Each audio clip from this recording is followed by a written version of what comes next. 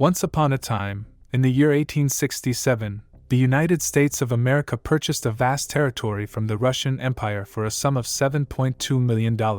This land was called Alaska, and it was larger than the entire state of Texas. But why did Russia, a country that had spent decades exploring and colonizing Alaska, suddenly decide to sell it off to the US? This question has puzzled historians and laypeople alike for over a century. If you like content like this, make sure to subscribe to our channel for more interesting videos. To understand why Russia sold Alaska to the United States, we first need to explore the background of the region's history. In the 18th and early 19th centuries, Russia expanded its empire into North America, establishing settlements in present-day Alaska. These settlements were primarily focused on the fur trade, which was a lucrative industry at the time.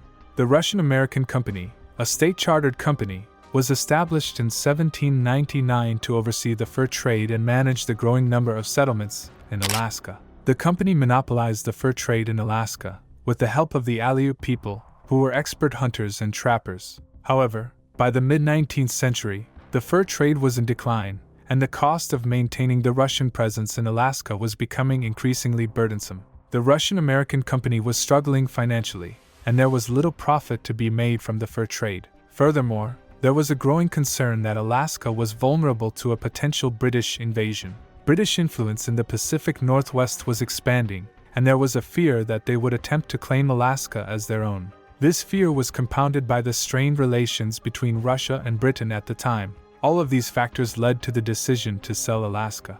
The economic cost of maintaining the Russian presence in Alaska was too high, and the potential loss of the territory to the British was a significant risk. In addition, improving relations with the United States was seen as a way to mitigate the British threat. There were both economic and political factors that led to the decision to sell Alaska. On the economic front, maintaining the Russian presence in Alaska was becoming increasingly costly, and there was little profit to be made from the declining fur trade. The harsh climate and remote location of Alaska made it difficult to develop other industries or resources that could bring in revenue. On the political front, there was a growing concern that Alaska was vulnerable to a potential British invasion. The British Empire had been expanding its influence in the Pacific Northwest, and there was a fear that they would attempt to claim Alaska as their own.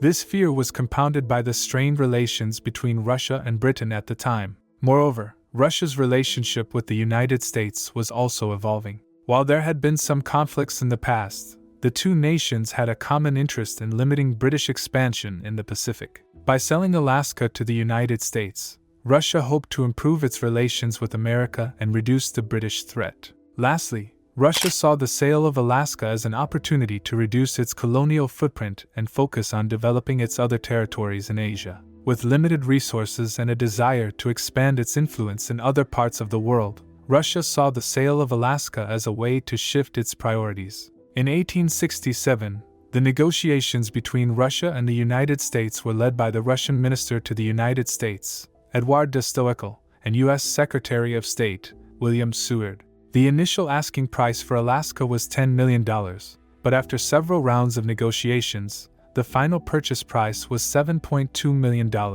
Despite initial public skepticism and criticism of the purchase, the United States government saw the potential benefits of acquiring Alaska. The territory's vast natural resources, including gold, timber, and fish, were seen as valuable assets that could help fuel America's growing economy. Additionally, the purchase of Alaska would solidify America's presence in the Pacific and limit the threat of British expansion in the region. However, not everyone was convinced of the value of Alaska. The purchase was heavily criticized by members of Congress and the press, who derided it as Seward's folly, or Seward's icebox. Some argued that the vast wilderness of Alaska was useless and uninhabitable, while others questioned the wisdom of spending millions of dollars on a remote territory that would require significant investment to develop.